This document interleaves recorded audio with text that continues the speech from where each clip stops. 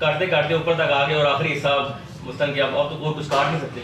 तो यहाँ पे किस तरह से मसलन कि एक डॉक्टर जो फ्रेश है, मसलन हमारे चलो एलोपैथी में ये है कि हाउस जॉब है और ये और वो, जिस सर ने बताया कि उन्होंने शुरू किया हुआ प्रोसेस, स्टूडेंट्स को लेते हैं वो 2 साल के लिए उन्होंने काम करना होता है। कि बिल्कुल ऐसे ही हमारी यूनिवर्सिटी में भी है कि जब आप हायर स्टडीज़ के लिए जाते हैं यूनिवर्सिटी की तरफ से, उसके बाद आपको 5 साल के सर्व करना पड़ता है, 8 साल के लिए HEC के रूल्स हैं ये। तो इस बात की मुझे समझ नहीं आई कि बंदा मतलब दवाई देंगे तो बंदा मर जाएगा, मतलब ये तो आउट ऑफ द वर्ल्ड बात होगी। किसी पेशेंट को आप पता चले इस तरह, जैसा मुझे पता लगा है, मैं तो 4 बंदों को भी बताऊंगा आगे जाके कि ऐसी भी मेडिसिन है। तो इसके लिए होम्योपैथी में ऐसी भी मेडिसिन है, बिल्कुल ऐसी भी मेडिसिन है। ठीक है, साइड इफेक्ट ठीक है, मसलन कि मैंने कोई फर्ज करें कि बुखार की टैबलेट दी तो मुझे बाद में जो है ना दाने निकल आए, वो हीट थी, चलो इन्फेक्शन हुई, लेकिन ये कि मेडिसिन गलत ली या उसको डायग्नोज सही तरह नहीं कर सके तो बंदा मर गया, मतलब इस तरह की चीज़ थोड़ी सी जो है ना वो मुझे लगी। बाकी मेरा वाकई में कॉन्सेप्ट चेंज हो गया है होम्योपैथी के बारे में कि वाकई ये साइंस है और इसमें लॉजिक्स भी है, ज़्यादा बंदे मरते नहीं है। लेकिन मैं सर से आखिर में एक सवाल करना चाहूँगा, जब ये खत्म हो जाएगा कि आप डायग्नोसिस में मतलब जिस तरह हम लोग टेस्ट करते हैं, ब्लड टेस्ट है आपका और डिफरेंट टेस्ट होते हैं, तो आया आप भी वही प्रोसेसेस यूज़ करते हैं, उन्हीं के जरिए करते हैं? मतलब जिस तरह मैं एक जेनेटिस्ट हूँ जिसको कंप्यूटर साइंस आती है, मैं आपको आप मुझे कोई भी लाइक एक मास दे दे, मास का एक पॉइंट दे दे, मैं उसके अंदर से जनाब आपको उसका DNA निकालने के बाद, उसकी जीन निकालने के बाद आपको इवन के मैं प्रोटीन 3D स्ट्रक्चर जो है वो भी प्रिटेंड करके दे सकता हूँ कि लाइक ऐसा आपका प्रोटीन होगा। मैं तो ये भी कर सकता हूँ कि मुझे आप कोई भी चीज़ दे दे, मैं उसके अंदर से DNA एक्सट्रैक्ट करूँगा सेंट्रीफ्यूगल मशीन के थ्रू, उसके बाद जनाब RNA पॉलीमरेज यूज़ करके उसकी जनाब कोडिंग करूँगा, जीन कोड करने के बाद ट्रांसलेट करूँगा प्रोटीन में, और उसके बाद आपको प्रेडिक्शन से बताऊँगा कि इसका स्ट्रक्चर इस तरह से हो सकता है और इसके इस पर ये इफेक्ट हो सकते हैं। तो इस तरह से सर आपने जितना थ्योरी भी पढ़ाई है, मुझे भी थ्योरी समझ आई है कि आप थ्योरी पढ़ा रहे हैं कि मसलन कि बंदे को रीड कैसे करना है, आपने क्या करना है, लेकिन ये नहीं समझ आ रही कि आप लोग टेस्ट किस तरह करते हैं। जो इतनी कॉम्प्लिकेटेड बीमारी हैं उन पे टेस्ट किस तरह से होते हैं आप लोगों के, जिस तरह से आप लोग कंप्यूटर साइंस को यूज़ करते हैं, लाइक पूरी जीन को इनकोड करना जनाब, और उस इनकोड करने के बाद प्रोटीन में ट्रांसलेट करना, फिर प्रेडिक्शन करना, प्रेडिक्शन के बाद फिर हम NCBI एक डेटाबेस है, अमेरिकन डेटाबेस है, वहाँ पे जाके हम ढूंढते हैं कि आया इससे पहले किसी डॉक्टर ने इसके ऊपर काम किया नहीं किया, उस प्रोटीन में फर्ज करें कोई 3D प्रोटीन है, उसमें कोई मसला है, कोई प्रॉब्लम है, तो उसको कैसे हमने कौन सी दवाई देनी है, लाइक उसमें भी केमिकल्स हैं, टारगेट करना है, एंजाइम को टारगेट करना है, सबस्ट्रेट को टारगेट करना है, किस तरह से उसको क्योर करना है। तो आया आपके टेस्ट किस तरह होते हैं, ये मैं बाकी क्यूरियस हूँ इस बारे में जानने के लिए। बाकी थैंक यू सो मच।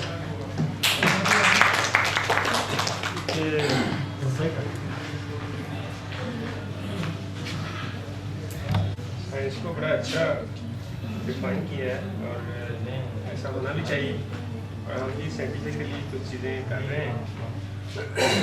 अब ये है कि उनके 2 क्वेश्चन है कि हम how to diagnose the case, और नंबर 2 एक क्वेश्चन का ये है कि जो आप एक्टोनाइट देते हैं तो बंदा क्यों मार जाएगा।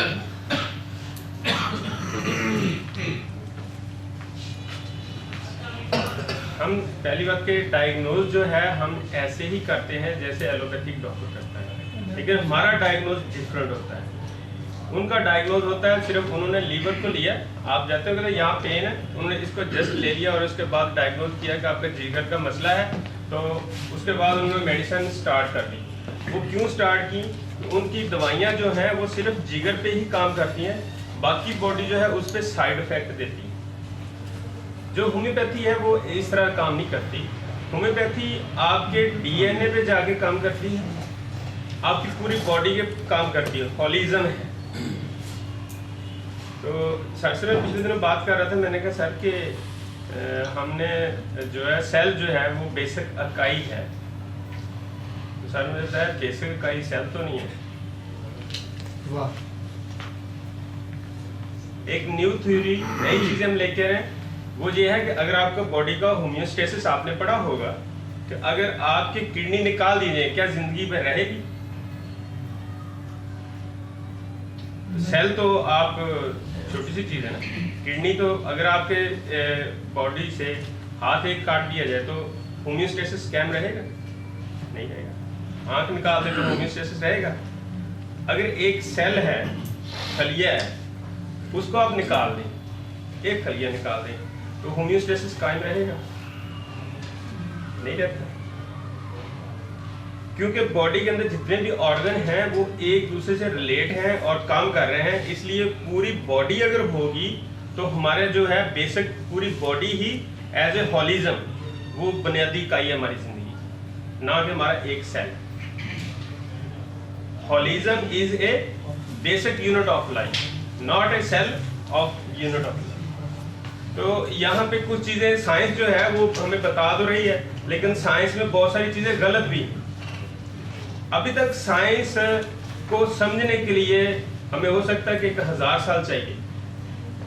साइंस अपनी पिछली चीज़ें जो है वो गलत भी तो कह रही है, एक टाइम आता है वो कहते हैं ये गलत है, ये चीज़ें अब जो है ना वो अब इसकी जगह एक नई थ्योरी आई थी, फिर नई आई थी, फिर नई आ जाती, फिर एंड में कहते हैं नहीं अब इसके आगे तो कुछ है, अभी हमें नहीं समझ आ रही।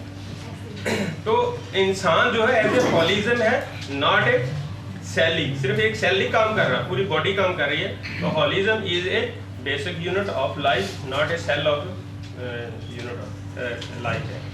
तो डायग्नोज जो है हमारा, वो डायग्नोज इसी तरह ही होगा जैसे हम लैब के अंदर दूसरे डॉक्टर करते हैं, लेकिन हम इस तरह करते हैं कि हमारा लीवर का प्रॉब्लम है तो हम लीवर का प्रॉब्लम के साथ जो अदर इंडिकेशन हैं वो आया कैसे है, हो सकता है उसका स्टमक का इशू हो, हम उसका अल्ट्रासाउंड करवाएंगे। इस तरह कार्डिक का जो इशू है, उसके पेन हो रही है लेफ्ट आर्म में, एक फिंगर में पेन है, साथ में उसको वर्टिगो है, पेन यहाँ से ऊपर को जारी है। तो ये सारी सिम्टम जो है वो हार्ट अटैक के हो सकते हैं। तो अब हमने इसी को लेकर जल्दी से मेडिसिन नहीं दे देंगे, हम उसका पहले डायग्नोज करते हैं, ECG लेंगे, उसके लैब टेस्ट लेंगे, और जो लैब टेस्ट है जैसे ट्रॉप डी या ट्रॉप आई, ये विद इन 5 या 10 मिनट के अंदर हो जाता है टेस्ट, कोई इतना लंबा इसका प्रोसीजर नहीं है। अगर आप 10 मिनट में ये टेस्ट कर लेते हैं तो आपका जो कार्डिक TE जो है अल्ट्रासाउंड है वो भी आपका इसी तरह 10 से 15 मिनट ही लगते हैं, और उसमें आप 20 से 25 मिनट में डायग्नोज कर लेते हैं कि इसका वाल्वुलर डिजीज प्रॉब्लम है, तो आप एकोनाइट पे नहीं जाते। और जो एकोनाइट मैंने कहा ये मार देती है, वाल्वुलर डिजीज में ये ऐसा करती है, लेकिन कब करती है इसकी स्टेजेस हैं, और उन्हीं स्टेजेस पे आप जाकर काम करते हैं। अगर वो उस स्टेज का केस है आपका तो आप एकोनाइट नहीं देंगे।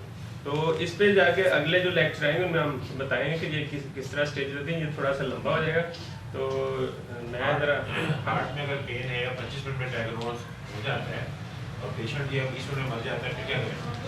20 मिनट में नहीं मरता। हार्ट इसकी डेथ होनी तो वो पहले 2 मिनट लिख किया नहीं, मतलब आता नहीं जब आपकी क्लिनिक नहीं सर, ऐसा नहीं होता। आपके पास उसकी इमरजेंसी एक और भी मेडिसिन है ना, सिर्फ एकोनाइट हो तो थोड़ी है। उसमें आपकी पहली जो रेमेडी है वो आप आर्निका को जरा माइंड में रखें ना, सामने पहले आपको बहुत बड़ा क्लू दे भी दी है, वो सिर्फ किडनी पे नहीं है, आर्निका सिर्फ किडनी पे ही नहीं है। हम जरा साले का वाइड नेट फेंके, वो इसलिए कि आप पूरे केस को देखेंगे ना, आप सिर्फ जस्ट एकोनाइट पे ना टिक जाए, ठीक है। अगर इमरजेंसी जो है उसमें अदर मेडिसिन भी बहुत सारी हो सकती है, उससे एड्रेस में नॉलेज हो आपकी, क्रिटिकल से होता है, हो सकता है आपको कैंसर क्यू से ही आपका केस क्लियर हो रहा हो, मे बी मुझे एमएल नाइट्रेट आपको देनी पड़ जाए, वो मेडिसिन भी तो है ना, वो तो वाल्वुलर डिजीज से तो नहीं ना काम करती, वो और तरह से काम करती है। तो लिहाजा हमने सारी मेडिसिन जब पढ़ेंगे फिर हमें समझ आती है कि हमने करना क्या है केस के अंदर। तो आप आर्निका पे चले जाए, एकोनाइट ना दें। मैंने ये कहा है कि ये मारती, ये जरूरी भी नहीं सारे बंदे मार रहे। मैंने ये क्लियर किया, करें बाहर जाकर 10 बंदों को बताना है हाँ जी, कि वो इसको लिखेंगे हम पैसे मारते हैं, लंबा चीज मतलब नहीं है। देखिए जी, होम्योपैथी में भी है, ये नहीं है किसी भी, आप एक गिलास पानी का पीते हैं, रात को 10 बंदे पीते हैं, वो 9 ठीक होते हैं, आपके पेट में क्यों दर्द हुआ? क्योंकि आपके अंदर वो जो आपकी इम्यूनिटी थी वो कम थी, आपके अंदर कुछ डेफिशिएंसीज थी। हो सकता है आपका जो सोडियम लेवल था एक्स्ट्रा सेलुलर के अंदर, वो सोडियम लेवल ही आपका बहुत कम हो गया। अब वो सेलुलर लेवल के अंदर जो सोडियम कम हुआ है आपका, तो आपको डिहाइड्रेशन हो गई है। डिहाइड्रेशन हुई थी, आपने वो पानी पिया, ठीक है। पानी पीने से ये है कि आपके सेलुलर लेवल पे पानी तो बढ़ गया, लेकिन जो आयन से वो कंट्रोल नहीं कर सके उस चीज़। तो अब जो है आपको डिहाइड्रेशन की वजह से वो डायरिया हो जाएगा, तो आपको पेट में दर्द भी होगा और बहुत सारी चीज़ें प्रोड्यूस हो जाएंगी। तो ये नहीं है कि आपने एरिट को एकोनाइट मार देगी, एकोनाइट मारेगी भी किसी तरीके से, एलोपैथी की तरह नहीं मारेगी। सर जी वैसे एकोनाइट में लोगों को वैसे शिफा मिली, आज तक कोई बंदा एकोनाइट से मरा नहीं है वैसे। हमारे एक्सपीरियंस में 10-15 साल में प्रैक्टिस हो रही है सर मैं अपने पास से नहीं कह रहा, जी सर। आप अगर सही मटीरियल मेडिकल को पढ़ें उनमें कुछ मेडिसिन के एंड पे लिखा हुआ है कि ये चीज़ें ये करती है।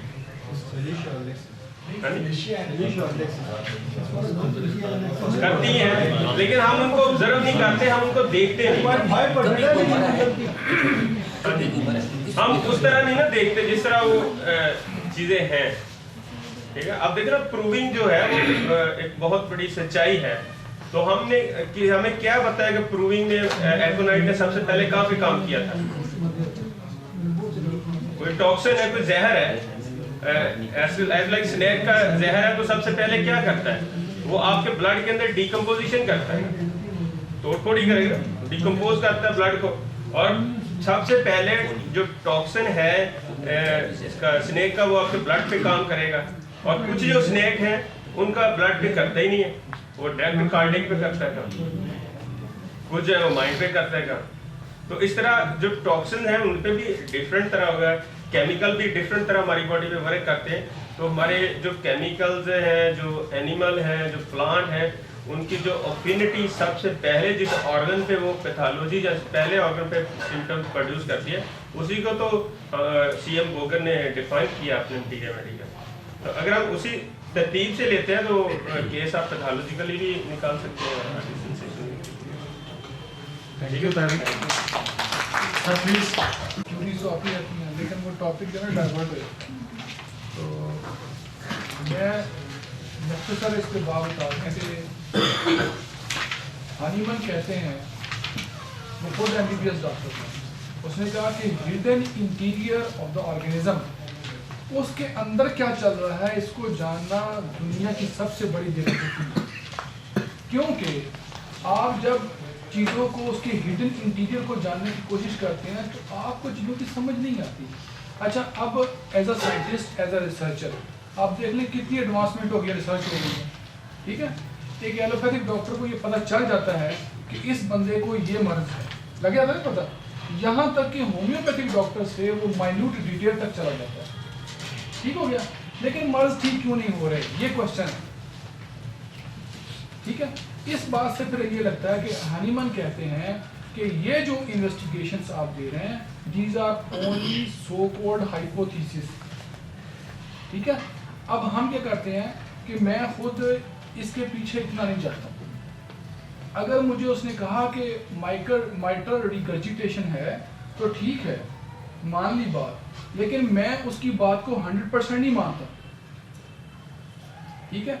मैं ये करता हूँ कि सीएम बोगर के कानून को फॉलो करता हूँ। वो कहता है आप पैथोलॉजी को जनरलाइज करो, पैथोलॉजी के अपने पैटर्न्स होते हैं, जो एक ही पैथोलॉजी में दो बंदों के पैटर्न आपस में नहीं मिल रहे। मैं एग्जांपल दे देता हूँ आपको। माइग्रेन है, माइग्रेन जस्ट एक पैथोलॉजी है, डायग्नोज हो गया कि माइग्रेन है, लेकिन एक माइग्रेन जो है उसका हेडेक जो है राइट साइड पे हो रहा है, एक बंदे को लेफ्ट साइड पे हो रहा है, पैटर्न बदल गया। एक बंदे को जो है वो सूर्य निकलने के साथ दर्द स्टार्ट होता है, एक को सूर्य गुरूब होने से दर्द स्टार्ट होता है, पैटर्न बदल गया, ठीक है ना।